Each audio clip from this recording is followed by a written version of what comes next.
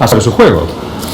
A ver, yo creo que más allá de los tiempos de definición de la oposición, que por otra parte tiene que atravesar un proceso de discusión y de debate acerca de la unidad, y después de eso ver si es posible esa unidad, seguramente el candidato que arroje la posibilidad de la unidad va a polarizar. Entonces creo que en ese sentido no tendría tanta relevancia el nombre del candidato. Ahora, si no se logra la unidad en la provincia de Buenos Aires, tal vez se dificulte sí un poco más y los tiempos sí empiecen a jugar a favor del gobierno.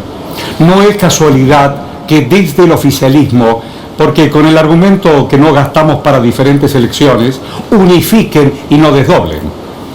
Bueno, es claramente la estrategia del oficialismo, de Macri, de descansar sobre figuras que no tienen el desgaste que tiene él como presidente. Tal cual. Ahora, creo que más allá de la estrategia electoral, que es clara, y también es natural que la tenga, ¿no? Porque así como la tiene el oficialismo, también la tiene que tener la oposición. Depende de la madurez de los dirigentes de la oposición y fundamentalmente el peronismo, que lleguemos a tener un frente competitivo. Después se puede resolver mediante paso, mediante un frente, viendo qué espacio tiene más peso. Indudablemente el kirchnerismo es el espacio que tiene más peso por figuras, por representación electoral, por representación parlamentaria, y sin dudas eso a la hora de la negociación va a pesar. Pero me parece que lo que tenemos que ver nosotros, los dirigentes de la oposición, es que enfrentamos a un gobierno que si gana seguramente va a profundizar los problemas que hoy existen en la Argentina, al que le ha agregado el problema de la deuda, ¿no? Y los compromisos de la deuda externa, que seguramente van a ser un condicionante a la hora de establecer la política económica, ¿no? Sabemos que el último presupuesto, por ejemplo, se votó condicionado por la política del Fondo Monetario Internacional. Entonces, ante esta realidad, que a mi entender es perjudicial para la Argentina, nosotros tenemos que tener un grado de madurez, dejando de lado diferencias que pueden existir y que pueden persistir inclusive habiendo un acuerdo entre la oposición, pero creo que tienen que pasar a un segundo plano, teniendo adelante algo que, a mi entender y al de muchos argentinos y al de muchos dirigentes, le está haciendo muy mal a la Argentina. Yo digo, bueno, en el entrenamiento parlamentario vos sabés que es ponerse de acuerdo o estar en diferentes espacios, pero para el hombre común, y vos representás al hombre que trabaja y también al hombre que está desocupado para que tenga trabajo, cada vez la Argentina se va haciendo cada día más chiquita en las posibilidades de encontrar un lugar. La deuda, los desencuentros, un oficialismo que no le importa. ¿Cómo se trabaja? ¿Cómo se construye? Mira, a mí me parece que si nosotros comparamos la gestión de Cambiemos y agarramos cualquier indicador social o económico, nos vamos a encontrar uno mejor que el de la gestión pasada. Ahora, criticar a Cambiemos es la obligación de la oposición, porque para eso nos votaron y lo vamos a seguir haciendo. Yo creo que nosotros tenemos que dar un salto cualitativo y sumarle a la crítica una propuesta. Y la propuesta no solamente tiene que ser superadora a Cambiemos, sino tiene que ser superadora a lo que hubo antes.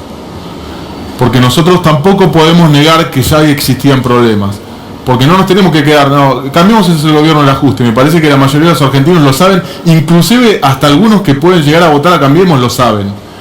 Y dicen, este es el ajuste que tenemos que hacer, que tienen que hacer por la fiesta que hubo antes, que ese es el relato de Cambiemos. Cambiemos habla de 70 años, claro, pero primero hablaba de 12, después de 30 y después cuando se fue equivocando habló de 70. Pero creo que sería un error, y me parece que es un acto de grandeza reconocer que hubo errores antes. Creo que la autocrítica es fundamental para sumarle algo a nuestra propuesta. Es decir, bueno, había inseguridad antes, claramente había inseguridad. Había inflación antes, había inflación. Había pobreza, sí, un 29% de pobreza. Terminamos con un 29% de pobreza. Y desde el oficialismo, o por lo menos desde los organismos oficiales, nos decían que había 5. Entonces, bueno, todas esas cuestiones dañaron seguramente en términos electorales, porque si no el kirchnerismo no hubiera perdido. Lo que pasa es que hoy todo lo que genera este Producto Bruto Interno va a ir a pagar una deuda y no va a ser, no desparramar. Está perfecto. A ver, que la gestión de Cambiemos es mala no es una novedad. Y lo vamos a seguir diciendo y vamos a seguir contándole cada una de las cosas que hicieron mal y las cosas que prometieron, que fueron todas y no cumplieron ninguna. Decían hace un año que la inflación en el 2018 iba a ser de un 10%, iba a haber reactivación, se votó trabajo, el presupuesto, que iba a bajar la inflación, decían que iba a haber trabajo, que la economía iba a crecer un 2,6%, terminó cayendo un 2,5%. Sí. O al revés, decían que iba a crecer un 2,5%, cayó un 2,6%. Bueno, somos el único país con Venezuela que no crece en la región. Entonces el mundo se le vino encima a Argentina y a Venezuela, y a Costa Rica, y a Brasil, y a Uruguay, a Chile. A Brasil, con la peor crisis institucional de su historia, creció un 1,6%. Entonces, bueno, ese relato hay que desarmarlo. Pero aparte, ese relato hay que desarmarlo. Hay que desarmarlo, y es fácil porque hay argumentos para hacerlo. Claro. La estadística no miente, es una cuestión matemática. Los números que ellos mismos muestran en el INDEC. Pero también hay que decir lo que se hizo mal, porque tener una propuesta superadora Cambiemos es fácil, porque no solamente han gobernado mal, sino que han mentido y ha habido corrupción, como hubo corrupción antes, y esa cuestión hay que reconocerla, y hay que tener una propuesta para eso también. Sí. ¿O acaso le vamos a regalar la bandera a la transparencia a Cambiemos? ¿O acaso le vamos a regalar la bandera a la inseguridad a Cambiemos? ¿O acaso un peronista o un proyecto de progresista no puede hablar de la seguridad o de cómo reprimir el delito? Lo dijo Correa en una entrevista hace unas semanas en Página 12.